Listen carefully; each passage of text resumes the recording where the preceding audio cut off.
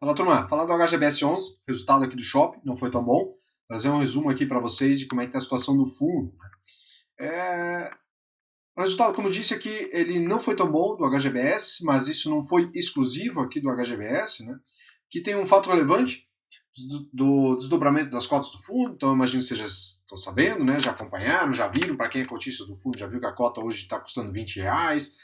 Era algo que muita gente pedia, porque sempre entendia que o HGBS a 200 era caro, era inviável para comprar e tudo mais.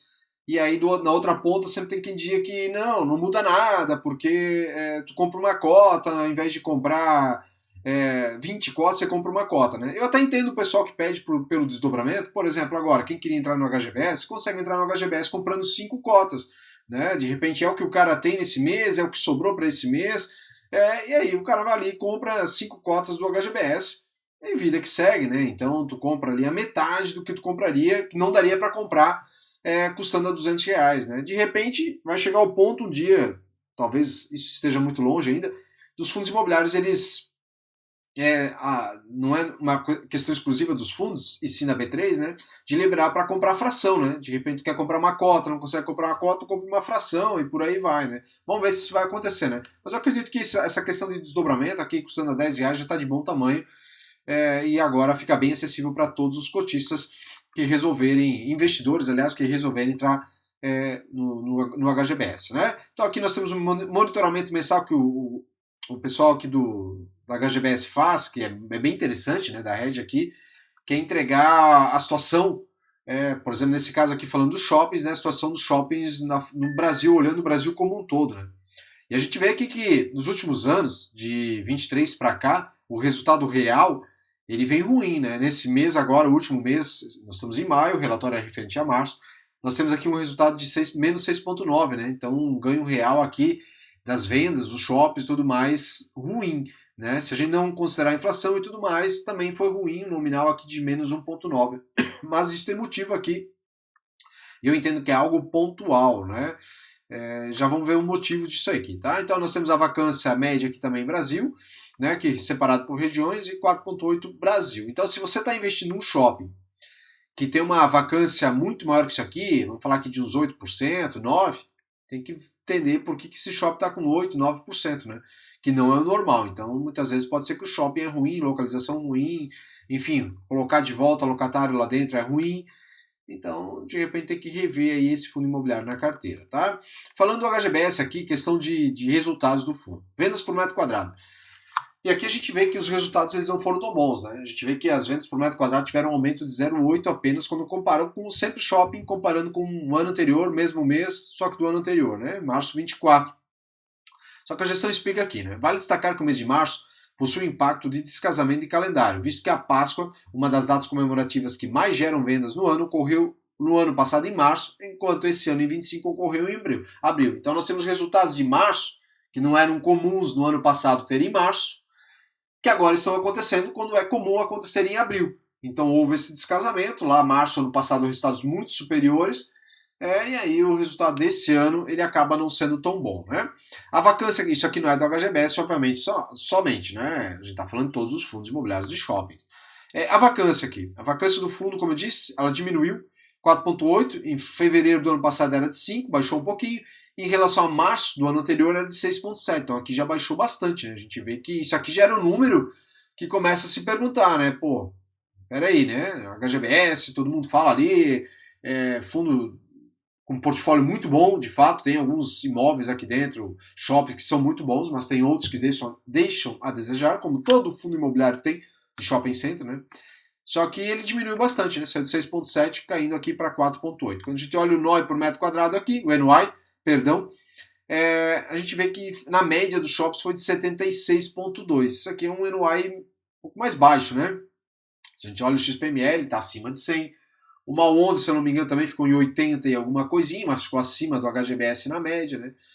O VISC, que agora eu não lembro de cabeça, nem o HCML, mas todos eles estão beirando ali nos seus 80, 80 e pouquinho, só mesmo o XPML que consegue ficar ali, nesses meses não tão bons, acima do 100, né? Então, o que a gente vê aqui, né? A gente vê que o fundo ele tem alguns shops que ele poderia se desfazer, né? West Plaza, tem que ver que aqui ele tem posição via cotas, né? Mas tem Então tem no S-Plaza aqui, Capim Dourado, vejo que representa aqui porcentagem da carteira 7%, Capim Dourado 7%, Bauru 6%. Então o NOI aqui deles não são tão bons, né? Aí nós temos o Goiabeiras aqui, com 1% apenas, um NOI negativo aqui dentro, né? Então tem algumas posições, tem outros aqui, né? Que a gente olha, o Floripa, que também não foi tão bom nesse mês, né? Nós temos aqui o Parque da Moça, que também não foi tão bom. Aqui a gente olha o São Bernardo, também não foi tão bom. Então a gente vê que tem alguns, em compensação, eles têm alguns imóveis aqui que são os melhores, né? A gente pega, por exemplo, o Vila Lobos aqui, é coisa absurda, né? É 183 e um momento ruim, né? A gente vê aqui, comparado com março, até teve queda, mas é algo absurdo esse 183 de NOI aqui, e momentos muito bons, aqui ele passa dos 200 com folga. Então é uma pena que a participação é pequena, né? Quem sabe um dia a HGBS falar e consiga aumentar a participação aqui, né?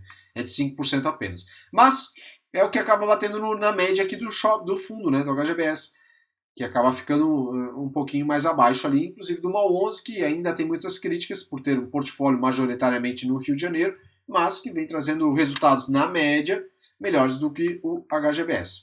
Aí nós temos aqui as vendas totais por metro quadrado, que é o que a gente viu ali em cima, né? Melhorou um pouquinho aqui, 1.230, 1.226.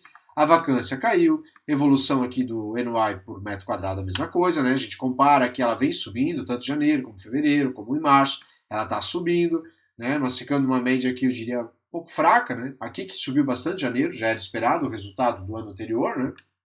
Do mês do ano anterior. Aqui outro dado interessante, bom, tá? Custo de ocupação, né? Eu até deixei aqui, né? Se você quiser saber, o custo de ocupação é o quê? É quanto o lojista está pagando de aluguel, mais condomínio, mais fundo de promoção, né?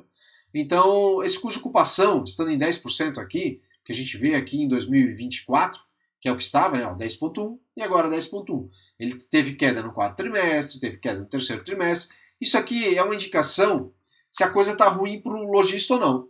Como assim? Para o inquilino, para o locatário ali dentro. Né? Quanto maior for esse número aqui, mais custa para o locatário lá dentro.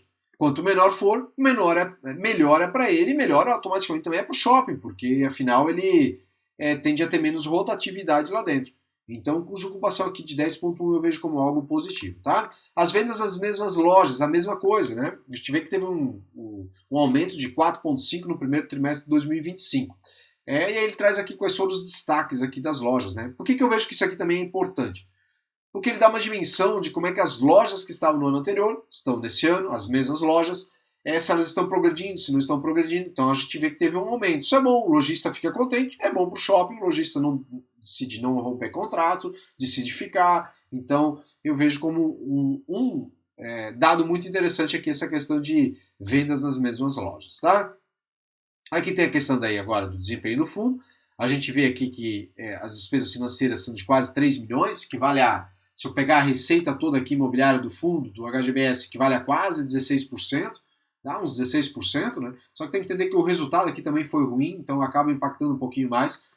Mas é uma despesa financeira que eu entendo 16% em relação às receitas alto, mas eu não posso considerar nesse momento essa receita imobiliária aqui como um valor final, né? Shopping não é um galpão, assim como não é uma lajes, não é um fundo de renda urbana, onde tu tem os teus contratos, todo mês tu tem uma receita de 30 milhões, todo mês é 30 milhões e 800, 31 milhões, shopping varia. Então, esses números aqui, essa relação aqui, ela pode mudar. A gente vê que o resultado foi de 1,20, ele pagou 1,60, e a gente tem que entender que esse resultado de 1,60 não é recorrente. Na minha estimativa aqui deve ficar entre 1,40 e 1,50 é o que deve ficar o recorrente aqui do HGBS, né, se ele não fizer mais nenhuma venda e tudo mais. Né? Vamos ver aqui a partir do próximo semestre, já que esse dividendo não recorrente vai acabar. Né? Aqui nós temos os resultados gerados, distribuídos em gráfico. Né? Aqui ele traz a projeção de resultados, né? Considerando as premissas de projeção dos resultados para os ativos, 1,60 até o fim do primeiro semestre de 2025. Então está acabando. Né? Vamos ver ali nos próximos semestres, aqui está o resultado acumulado, né? 0,74. Vamos ver aqui a partir de julho para frente ali, como é que ele vai distribuir aqui o dividendo. Se vai ficar ali em 1,40 ou 1,50. Né? Aí vem a questão da taxa interna de retorno e tudo mais. E algo que eu gosto aqui do HGBS, para fechar o vídeo aqui, aqui tem a questão da alavancagem, tá? Não vou me alongar muito, já falei em outro vídeo, mas 11,5. De novo, não se prenda a esse número aqui. Ele diz muito pouco. tá? Pode ser 8, pode ser 5. O fundo ele precisa de dinheiro, ponto final, né? A depender da situação, ele pode não ter dinheiro. Então a gente vê aqui para 25 e 26, 16 mais 29, dá aqui seus quase 50 milhões, né? Se a gente olha aqui o informe mensal, isso o HGBS podia melhorar. A única coisa que o HGBS não tem no relatório, né? Que eu estava falando bem do relatório, que eu gosto do relatório, mas é a única coisa que não tem. É o valor de caixa, tudo mais bonitinho. Na verdade, os outros fundos têm, mas eles não trazem o valor redondo. A gente sempre tem que ficar acessando esse informe mensal aqui, o que não é o fim do mundo, mas poderia estar lá no relatório gerencial. Então ele tem aqui 46 milhões em caixa, assim líquido, já precisa. Então para 25, 26 ele tem grana ali para honrar o que ele precisa pagar de amortização. Se a gente olhar, ele ainda tem FDIC aqui, Fundo de Investimento de Direitos Escritórios, 505 milhões. Tem que ver lá como é que eles têm isso aqui, se está em cotas que já dá para resgatar, você tem que segurar até o fim do... Você tem que segurar até o fim da compra, né, de quanto tem para vencer e tudo mais. Enfim, ele tem aqui os seus 505 milhões. Ele tem mais 157 milhões aqui em ação de sociedades cujos únicos propósitos se enquadram em atividades permitidas de FI, 157 milhões. Tem mais aqui um certificado de recebível de CRI aqui de 87 milhões. Então, assim, para questão de alavancagem, de amortização, a hora que o caixa zero e tal, tudo mais, ele tem um dinheiro ali que ele consegue se virar, vamos dizer assim, para poder ali ir pagando pelo menos mais 27 aqui, mais 28 aqui, as suas amortizações que ele tem para pagar desses 3 CRIs. Tá? Por fim, que eu ia falar do relatório, né? O fundo ele tem aqui algo que eu gosto bastante, é essa questão aqui, como eles trazem as informações no relatório aqui. Então ele traz aqui um Shopping Jardim Sul, ele traz resultados que eu vejo como interessantes aqui, né? Shopping Jardim Sul, e aqui nós temos todos esses resultados que a gente consegue olhar shopping a shopping, shopping a shopping, um a um, né? A gente desce aqui o próximo, Shopping Penha, a mesma coisa, a gente vem aqui, compara ano anterior, né? O mesmo período ali e tal, a gente vê aluguel mínimo, aluguel complementar, um a um. Então isso aqui é bem legal para a gente ter uma noção de como é que aquele shopping ele está indo ou não. Lá em cima, como eu mostrei, tem um resumão, e aqui nós temos um a um, né? Mas isso aqui dá muito trabalho e tal, né? E é aí que entra, aproveitando para fechar aqui, o meu grupo fechado. Para quem não sabe, tem um grupo fechado lá no WhatsApp, onde eu entrego todo domingo. Hoje é domingo, 18 de maio de 25, eu estou gravando um relatório aqui, onde, por exemplo, isso aqui é um relatório que eu entreguei para o pessoal hoje, tá? Entreguei agora de manhã cedo lá no grupo fechado. Isso aqui é o terceiro relatório de maio, todo domingo eu entrego um relatório. E o que eu tenho nesse relatório aqui, né? Aqui tem a questão do preço, né? Se o fundo ele está ou não apto a ser comprado. Então, eu coloco em vermelho aqui, esse ticket aqui que está em azul, eu coloco, se ele estiver caro, não, encareceu demais, tal, vai estar com um ticketzinho aqui vermelho. Se está azul, é porque está num preço ainda que dá para comprar, né? Então é algo que eu vou começar a colocar agora para os clientes do grupo a partir de junho, tá? Mas, voltando aqui a falar do relatório, veja, ao invés de ficar lendo esse relatório, analisando esse relatório aqui do HGBS e tudo mais, né, como está aqui, por exemplo, né, o que eu faço? Eu faço um resumão aqui, certo? Pode ver aqui que depende, obviamente, de cada fundo. Mas aqui, por exemplo, XPML, a vacância no fundo teve uma leve alta, já que um dos locatários decidiu encerrar a locação do imóvel Cajamar, devolver um total de 15 mil metros quadrados, a C vacância, que era de 3,7, subiu a 5,2. Veja que não tem muita informação mais para eu passar aqui do XPLG. Só que se tu abrir o relatório do XPLG, tu vai ter que catar, né? Tu vai ter que olhar se tu, de fato, preza pelos teus investimentos, vai ter que olhar o relatório inteiro e ver se não tem nada, de fato, importante lá. Percebe que, abrindo meu relatório aqui hoje, domingo, você olha que esse relatório aqui sobre o XPLG, ele foi entregue aqui, ó, no dia 11/5, foi no domingo passado, né? Todo domingo eu entrego um relatório. Aqui tu tem um resumo, pronto, aqui, isso aqui que aconteceu com o XPLG. Né? A gente vê que o LVB teve um pouquinho mais de informação, o GGS11 teve um pouco mais de informação para trazer. Se eu olhar o BTLG, foi lá no primeiro domingo, quadro 5, ele tem ainda mais informação para trazer. Mas percebe que nem se compara a ler um relatório inteiro do fundo. Então aqui você tem vários fundos imobiliários que eu acompanho, onde eu vou te entregar o resumo do que aconteceu com aquele fundo no mês. Né? Assim você não precisa ficar lendo esses relatórios. Para isso tem um custo mensal, obviamente, porque dá trabalho para fazer o que eu faço, de R$ 79,90. Então se tiver interesse em participar desse grupo, não é pagamento anual, é pagamento mensal, você entra, paga um mês, você viu uma parte ali do relatório, eu ainda entrego fatos relevantes para vocês durante a semana, quando acontecem, gravo vídeos exclusivos daí lá para o grupo fechado também, né? Falando do mercado geral e tudo mais, e entrego isso para o grupo. Né? Se você não gostou, achou que não vale a pena, basta sair do grupo, você não precisa me explicar nada, tá? Estou deixando um link aqui na descrição, que é o meu WhatsApp, você pode me chamar ali se tiver interesse para falar a respeito desse grupo fechado.